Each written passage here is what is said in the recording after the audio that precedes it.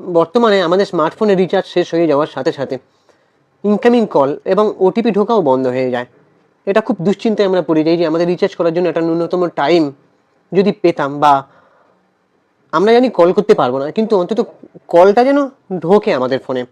আর যখন জরুরি ওটিপি, যেটা ধরো আমাদের কোনো কিছু লগ ইন করে দেখতে হলো, কোনো ব্যাঙ্কিংয়ের যে ইন্টারনেট ব্যাঙ্কিং সাইট বা কোনো জায়গায় ফর্ম ফিল আপ করতে যাচ্ছি, সেখানে ওটিপি, তার জন্য আমাদের রিচার্জ করতে হয়। তো এই যে সমস্যাটা নিয়ে সম্প্রতি সংসদে কড়া প্রশ্ন তুলেছেন আম আদমি পার্টির সাংসদ রাঘব চাড্ডা। তো আজকে এটা নিয়ে আলোচনা করব যে কেন তিনি বলছেন কোম্পানিগুলো গ্রাহকদের উপর দাদাগিরি করছে। জানতে ভিডিওটা শেষ পর্যন্ত দেখতে হবে, আর আমাদের চ্যানেলটাকে সাবস্ক্রাইব করে দাও, ভিডিওটাতে একটা লাইক দাও। তোমাদের সাপোর্ট পেলে কিন্তু অবশ্যই আমরা এগিয়ে যেতে পারবো। তো তোমাদের সাপোর্ট, ভালোবাসা আমাদের অবশ্যই দরকার।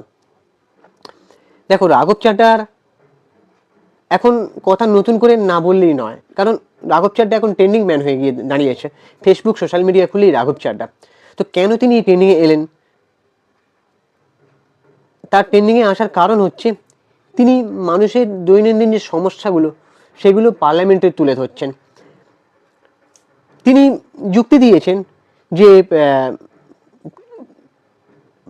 মোবাইলটা আমার, সিম কার্ডটাও আমার, তাহলে গ্রাহকদের উপর দাদাগিরি কেন করা হচ্ছে? ইনকামিং কল বন্ধ হয়ে যাওয়া। তারপর তিনি আরও একটা কথা বলেছেন যে টেলিকম কোম্পানিগুলো বর্তমানে 1 মাস মানে 28 দিন হিসাব করে। এর ফলে বছরে একজন গ্রাহককে 13 বার রিচার্জ করতে হয়। রাঘব চাড্ডা এই একচেটিয়া ব্যবসার বিরুদ্ধে আওয়াজ তুলেছেন এবং টেলিকম রেগুলেটরি অথরিটি TRAI-কে বিষয়টিতে হস্তক্ষেপ করতে বলেছেন। তো রাঘব চাড্ডার এই দাবি এখন সোশ্যাল মিডিয়ায় বেশ ভাইরাল। তো আপনিও কি মনে করেন যে রিচার্জ না থাকলে অন্তত ইনকামিং কল চালু রাখা সরকারের বাধ্যতামূলক করা উচিত কিনা? আর কি অভিজ্ঞতা সবার এই যে রিচার্জ করতে করতে?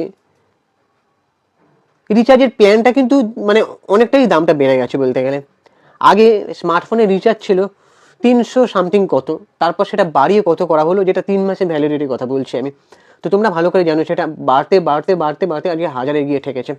তার উপরেও প্ল্যান রয়েছে। তো তাতেও মানুষ স্যাটিসফাইড হচ্ছে না, নেটটা বিশাল স্লো চলছে, এই জিনিসটা আমাদের ফেস করতে হয়। তো এই যে সাংসদ রাঘব চাড্ডা মানে সম্প্রতি টেলিকম কোম্পানিগুলো রিচার্জ নীতি নিয়ে সরব হয়েছেন, এটা খুব ভালো লাগছে। এটা ভেবে মানুষের স্বস্তি হচ্ছে যে কবে সেই সুদিনটা আসবে যে রাঘব চাড্ডার এই কথাগুলো বাস্তবে পরিণত হবে। তো আমিও আশাতে আছি। এবারে আমি আলোচনা করব যে এই রাঘব চাড্ডা স্যারের অ্যাকচুয়ালি কোয়ালিফিকেশান কি।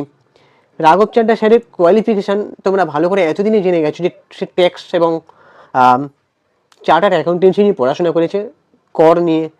তো সেইগুলো নিয়ে সমস্যাগুলো তুলে ধরে। আর রাঘব চাড্ডা তো শুধু এই সমস্যাগুলো তুলে ধরেননি, তিনি অনেক সমস্যাই তুলে ধরেছেন। তবে আজকে মেন ফোকাস হচ্ছে সিম কার্ড এবং মোবাইল ব্যবহারকারী নিয়েই। তো আমি আজকে রাঘব চাড্ডার শিক্ষাগত যোগ্যতা নিয়ে যদি বলি, দেখো, রাঘব চাড্ডা একজন উচ্চশিক্ষিত রাজনীতিক। অনেকে লেখালেখি করছেন এটা যে তিনি এত বড় ট্যাক্স কনসালটেন্ট মানুষ হয়ে এবং চার্টার্ড অ্যাকাউন্টেন্সি নিয়ে পড়াশোনা করে তিনি বিলাসবহুল কর্পোরেট জীবনযাপন করতে পারতেন, কিন্তু তিনি বেছে নিলেন রাজনীতিটাকে। আর সেখানে মানুষের সমস্যাগুলোকে তুলে ধরছেন। তার শিক্ষাগত যোগ্যতা দেখুন, দিল্লির বিখ্যাত মডার্ন স্কুল বারাখাম্বা রোড থেকে তিনি প্রাথমিক ও মাধ্যমিক শিক্ষা সম্পন্ন করেছেন। তারপরে তিনি দিল্লির বিশ্ববিদ্যালয়ের অন্তর্গত শ্রী ভেঙ্কটেশ্বরা কলেজ থেকে 2009 সালে বিকম কমার্স নিয়ে স্নাতক ডিগ্রি মানে গ্র্যাজুয়েট কমপ্লিট করেন। এবারে chartered accountancy CA।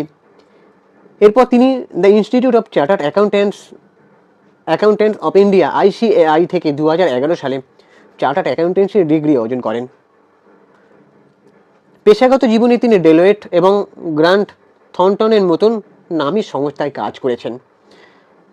London school of economics LSE, তিনি লন্ডনের বিখ্যাত London school of economics and political science থেকে এক্সিকিউটিভ MBA উপরে একটি সার্টিফিকেট কোর্স সম্পন্ন করেছেন। Harvard university. সম্প্রতি তাকে হার্ভার্ড কেনেডি স্কুল থেকে global leadership and public policy প্রোগ্রামের জন্য নির্বাচন করা হয়েছে। তো এতদূর পর্যন্ত তোমাদের কি শুনে মনে হচ্ছে যে রাঘব চাড্ডা? আর আরেকটা জায়গা আমি দেখছিলাম যে আমাদের আজকের রাজনীতিক যে বড় বড় মানুষগুলোকে নিয়ে আলোচনা করা হয়, তার মধ্যে প্রধানমন্ত্রী নরেন্দ্র মোদী, যোগী আদিত্যনাথ, এনাদের নিয়ে আলোচনা করা হয়, কিন্তু আজকে দিনে দাঁড়িয়ে রাঘব চাড্ডা ট্রেন্ডিং ম্যান হয়ে দাঁড়িয়েছেন। তাকে নিয়ে সবাই সাধারণ মানুষরা লেখালেখি করছেন, কারণ সাধারণ মানুষের সমস্যাগুলো তিনি তুলে ধরছেন। তো ভিডিওটা আমি আর বড় করতে চাই না। এই যে রাঘব চাড্ডা মানুষটা না, আমার কাছেও একজন মানে কি বলবো, বলতে গেলে ভগবান হয়ে উঠেছেন।